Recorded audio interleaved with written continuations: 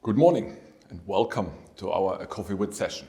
Today we are delighted to have Lykke Friis with us, the CEO of Think Tank EUROPA, joining me for an insightful discussion on the outcome of the German federal election more or less a month ago. Good morning, Lykke. Great to have you here in our studio at Kongens Nytorv.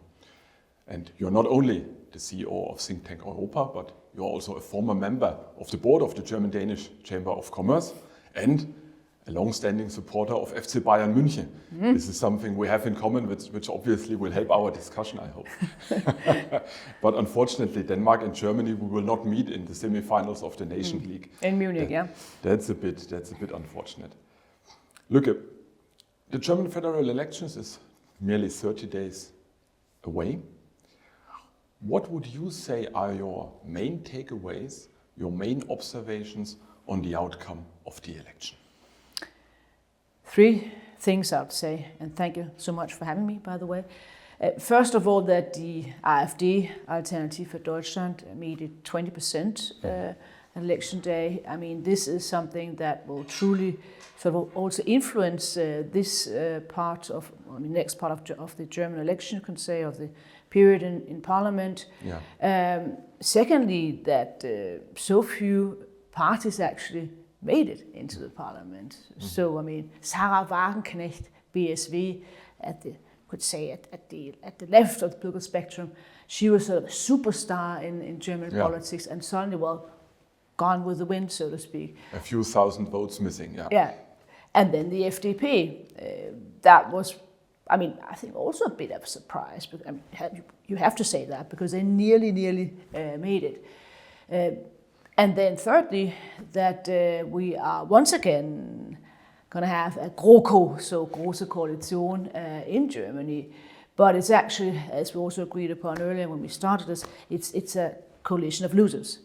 Because if you look upon the SPD, the Social Democrats, worst election since 1887. And then you had the CDU. That was really, not a very impressive election. To get these 28% of the votes at a time where we see that all governments basically lose. Yeah. So one would have expected, particularly also because our Ampel coalition, so the traffic light coalition led by Olaf Scholz, was so unpopular last couple of years. But it was not possible then for Friedrich Merz sort of to gain momentum. Yeah, exactly. So I think these were the three sort of my takeaways. Yeah. So it's back to GroKo, which actually turns out to be a Kleiko, a small coalition. Yeah. Even Friedrich Merz said they need to find a new name for this coalition. I can reveal to our viewers that I saw this coming because I now have two dogs. One is called Konrad, and the other one is called Willy. So obviously after Konrad Adenauer and Willy Brandt, symbolizing the so-called GroKo. Yes, but it is very interesting because remember when Angela Merkel left office, and there was this feeling we need to try something new. We definitely have to try something new. We are so tired with this GroKo, these big sort of parties who just have that they fight, and there's no sort of a dynamic sort of cooperation between these two parties, and then we end up again with the GroKo. I think that will cause some disappointment, and I would also expect this will be one of the reasons why it's going to be difficult for this German government to be as dynamic as I can see that many Danes think that this government will be able to be. That would actually be my next question. So if I follow Danish media, Danish media is very optimistic about the outcome of the election, about the stability they perceive with the outcome of the election, and seeing Friedrich Merz as a new strong man, not only in Germany, but potentially in Europe. Yeah. Whereas German media is much different on that. And would you actually say that after what you've told us, that Friedrich Merz is in a bit of a strategically weak position, or would you rather follow the assessment of Danish media to say, yes, he will be most potentially one of the coming leaders of the European Union? Well, I think it's right that there is a big sort of difference between the Danish coverage and the German coverage. I think that actually goes for the European in total.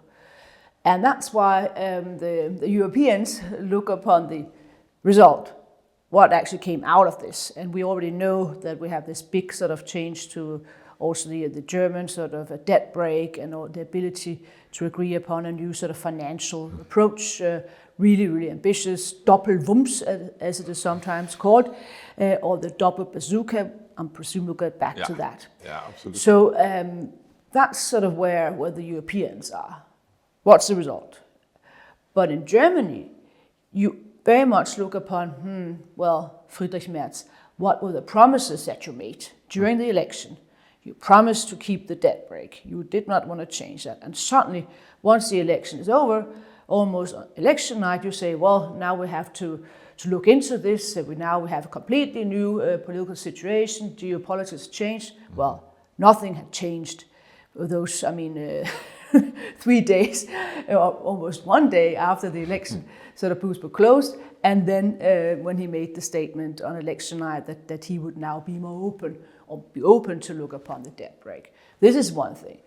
Then he's now in a position, since he doesn't have any opportunities to govern with the Greens. Yeah. He's suddenly completely dependent upon this very small SPD with 16% of the votes. Yeah. And there he decided to make then the change to the debt break and agree upon the financial package because he was in such a hurry. Yeah. Because he could suddenly see that if he waited until sort of mid now March, then he would not be able to change the constitution. Yeah. Because this particular parliament, Linke and Alternative for Deutschland, have sort of a blocking minority. Yeah. So because of that, he had to do it before the new parliament then started its work. Yeah. Some people said, well, this is kind of cheating. And then his strategic position is also, he's had 2 different kinds of negotiations. Here we have negotiations about the debt break and the old financial package. Mm-hmm. And then the rest, we are now trying to agree upon after the new parliament is. Yeah, right.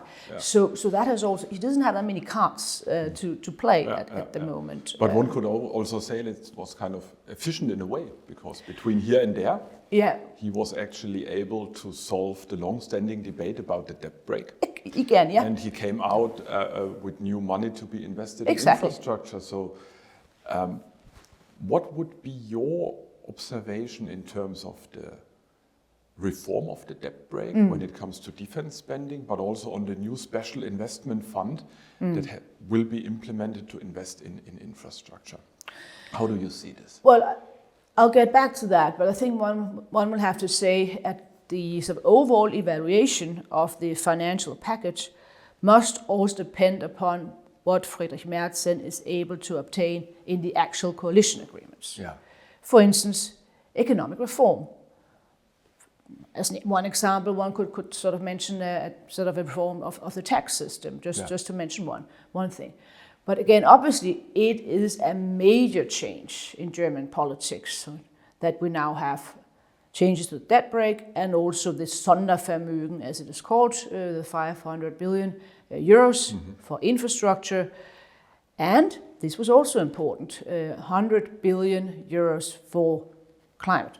Yeah, which the Green Party actually negotiated. Exactly. Also the additionality, meaning that the investment must be additional and should not take away investment from the budget as such. Exactly, very important. And then they also obtained a sort of great sort of victory, the Green Party, by then having in the constitution now the important point that Germany should be climate neutral by 2045. So this is also something which sort of sets the agenda and also, the direction for German sort of climate policy years to come. Yeah. But with the financial package, first of all, defense. And this is, by the way, also one of the reasons why Denmark and the European sort of elite, so to speak, has been very happy about this, about Friedrich Merz. It is for the first time you have whatever it takes. Yeah. This was his statement. So we're not going to sort of look into whether it is 2%, 3%, 5%, whatever. So Friedrich Merz very much along the Danish line. Exactly. In this respect. Yeah. Spend, maybe even spend, to quote the Danish Prime Minister.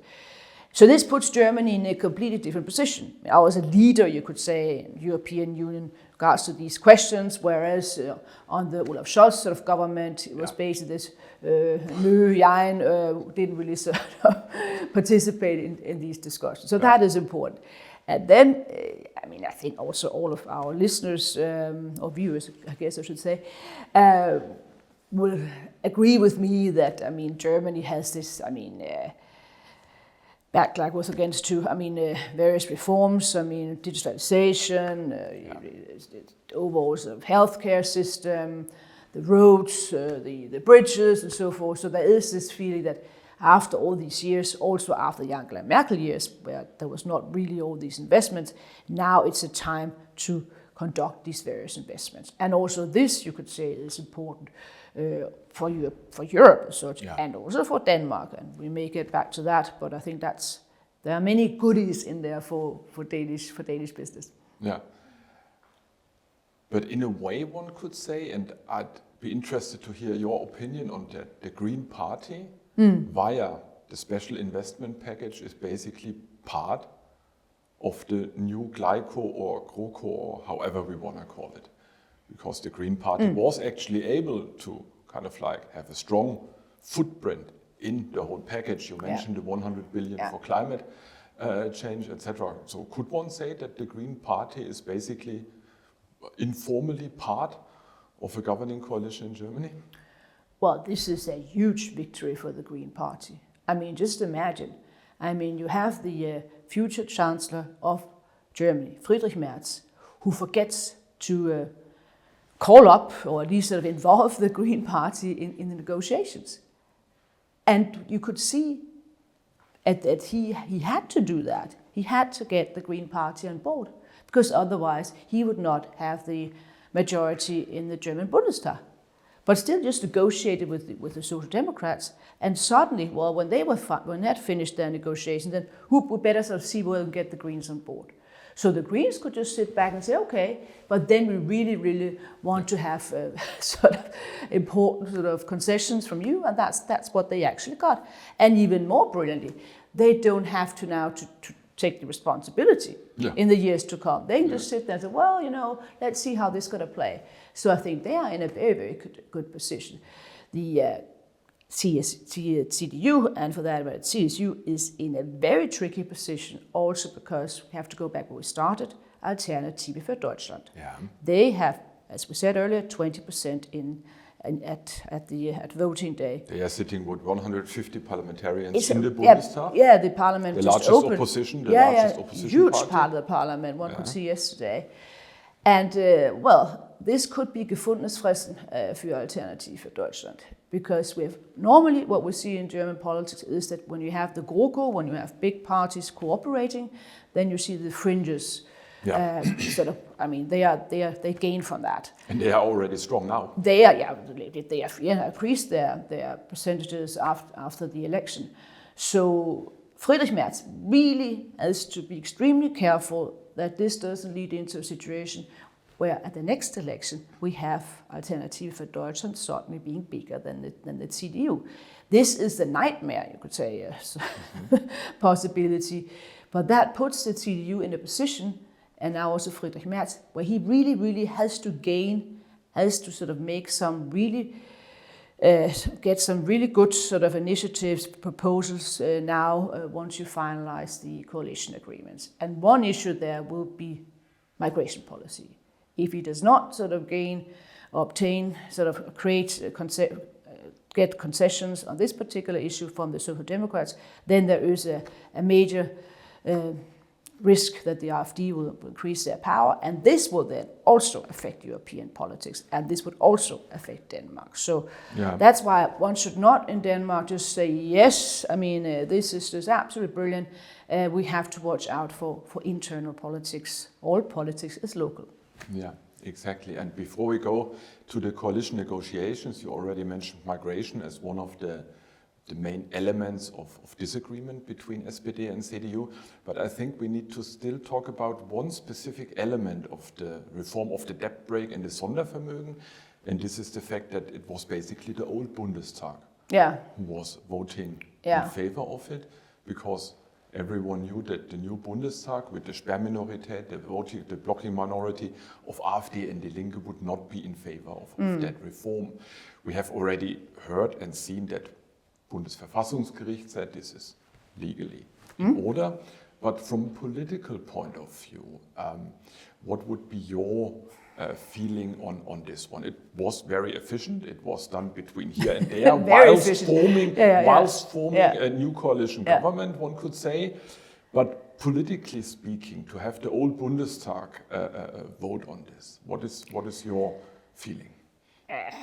Again, there is a big change between Germany and the rest of Europe. In Germany, there is a debate about this. There's also the feeling, as I indicated earlier, that one was cheated by the government.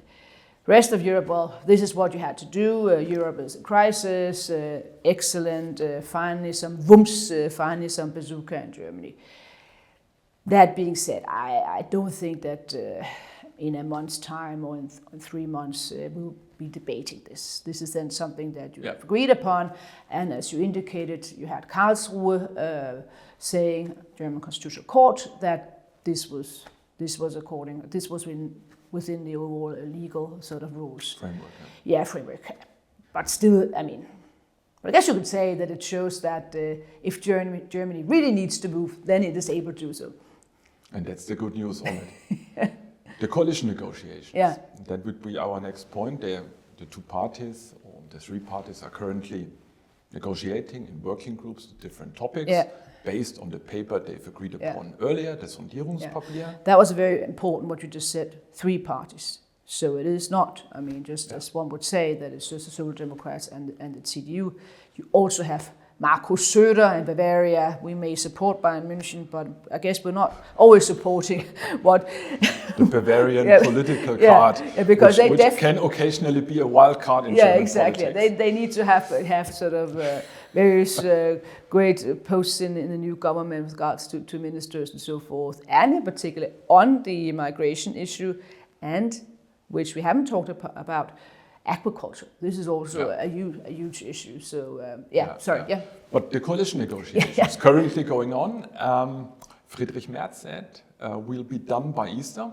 Easter eggs, and the week after Easter, he should then be voted as a new chancellor in the Bundestag. How do you currently seeing and following these coalition negotiations? Well, first of all, I very much hope that they'll be able to finish these negotiations very quickly, because here one would have to say the world is changing. I mean, we have the United States, just take the overall sort of drama in this country about Greenland. But that, just to point on that one, that was very interesting. I found that Friedrich Merz already on the evening of the election, he was very clear and outspoken about the US and President Trump. That was very important, because Friedrich Merz is very much a person with a strong, also emotional relationship with the United States of America. He was for many years leader of the so-called Atlantikbrücke, which is equivalent to the Danish Atlantsammenslutning. So he was always one fighting for the US, and that was extremely, really almost surprising, I would say, signal from him on election night in the Elefantenrunde, as it is called in Germany. The first statement after the election. Exactly. He said actually that the main point, the main ambition in his government would be to become independent of the United States of America. That's also why, going back to his the changes to the debt brake, that he had to say at a certain stage whatever it takes, because otherwise, if you want to become independent of the United States of America, which does not have any interest, as he said, in Europe, well, then you had to, at a certain stage, look upon the money, and that's then what he did. Yeah, excellent. So that was our little detour on the US. Yeah. But coming back to the coalition negotiations, where do we see the main points of conflict still? What's the difficult things to overcome? I think it's a huge endeavor. I mean, they have all these negotiation groups. 16 working groups with 16 people each. Yeah, and all these WhatsApp groups, signal groups, and so forth. Let's not get into signal groups now that we saw what happened in the United States. But obviously, there are leaks. I think one has to go back to the beginning of our conversation, where we said why this was actually a pretty difficult situation that Friedrich Merz has put himself in. Yeah. But he's already given all these sort of concessions to the SPD and also to the Greens. Yeah. So now it is my turn, is basically what he's thinking. So we have to look upon that. So migration will be, I mean, that's the most important issue seen from my position, also because of the Alternative for Deutschland, which you also touched upon already. And then is the reform sort of policies. Can we change the tax system? Can we change the various subsidies to German citizens? Bürgergeld, how do we translate Bürgergeld into English? Social security schemes. Perfect, thank you very much. So issues like that, they will be the most important issues. And then you have to have something to CSU, in Bavaria, where they always want to have some concessions that could be, I mean, particularly about agriculture, but also with regards to the subsidies for mothers. This would be one of their... das Müttergeld. Das Müttergeld, yeah. Yeah. But and then, by the way, we have to have a vote, SPD. Yeah, that's right. Do we support this new government, or will we do like this? Yeah. But this time it will be online. So Exactly. at least this will... But nevertheless, they'll send out the documents by mail, they said. Yeah, But yeah. indeed, and Okay. we need to explain that SPD, in contrast to CDU, CSU, they are doing a member voting on the coalition agreement, which will also take a bit of time. But coming back to concessions and reforms, and critics would argue that the availability of new money in the form of the investment package is actually taking away necessary pressure to implement reform. So how do you see the likelihood of this new coalition actually being decisive on structural reforms, economic reforms, tax reforms, and so forth? Well, or will they just say we have investment package anyhow and we can distribute a few goodies, but we are not touching the real pain points? Well, I mean, going back to Friedrich Merz's policy, if he just says, well, I'm just going to spend and not carry out reform, then he will have big problems with his own party. Yeah. That's what you can already see. So my prediction will still be that he has to carry out reform. I'm not sure where it will actually be, because that obviously depends upon a major negotiation with the SPD. Yeah. But it's not going to be a spend coalition. It also has to be a reform. And the main points government, will be not migration. commission. Sorry, this is not an interview about the European Union with the Ursula von der Leyen's commission. No, the government. Apologies, yeah. But we'll see migration, economic reforms, Yeah. and social reforms as the main Yeah. points to disargue still. The government by Easter, will it be realistic? I just want to say, I think defense will also be an issue. Yeah. I mean, that could be. Good to add. Wehrpflicht could be an issue. Before it's the 20th of April. One is trying to have a new government by. I think it's going to be difficult. Maybe a week delayed, but end of April they should be able to make it. And then we also have to remember that in Germany it's the Bundestag, it's a German parliament that will then have to decide on the chancellor, and that could also be an interesting sort of vote to follow. Because will all his party members does he actually have vote the for him? majority he's having on the paper and all of this? Yeah. Last point. What's the consequence? What's the relevance for Denmark? Where does it leave us in Denmark? This result, the outcome, the incoming German government. Well, again, as I indicated, one should obviously understand why Germany is here and why. Also the overall discussion about Friedrich Merz, and as we indicated, discussed, his strategic blunders, one could even put it that way. Yeah. But that's not what's going to be important for the Danish sort of companies and for Europe as such. It may sort of create some turmoil, but the most important thing is obviously was unten rauskommt. Yeah. How do we say that? Yeah, what's the outcome? Yeah, what's the outcome? Yeah, okay, thank you very much. And okay, from a Danish perspective, yes, the very fact that we now have a Sondervermögen where you'll have 100 billion euros, for climate change, is important. Also removes this fear that Germany would not continue with the climate. The money one set aside during the Robert Habeck sort of years as Minister of Climate and Energy. So now there's money, and there's also a clear sort of line what's going to happen in the next couple of years. Also the fact that you have now climate neutrality written into the Constitution, I think is also good news.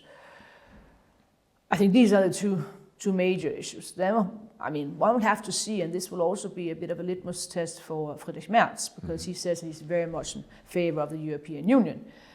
But what he said so far about migration policy, again, one can say, well, it's important that one has a stronger migration policy, yes, but at the moment it's actually been not Germany first, but Germany alone. Yeah. Where his statement has been, we should just be able in Germany to push back and immigrants. Neighboring states. Yeah, are not Poland has not been these amused. Kind of exactly. So topics. So this will be one. This is actually also a big part of the coalition agreements, because the CDU, CSU with Merz, they say, well, we should just be able to do that, to have this pushback of legal immigrants. Whereas SPD says, no, we have to phone up and discuss this with our neighbors. That will indeed be interesting to see in the next 10 or 14 days still how they solve their disagreement on this very decisive topic. No? But for Denmark, the one point is that Germany is still part of the climate club, so to say. Exactly. That Germany is investing in infrastructure and in combating climate change, which will also profit Danish companies and the Danish economy as a whole.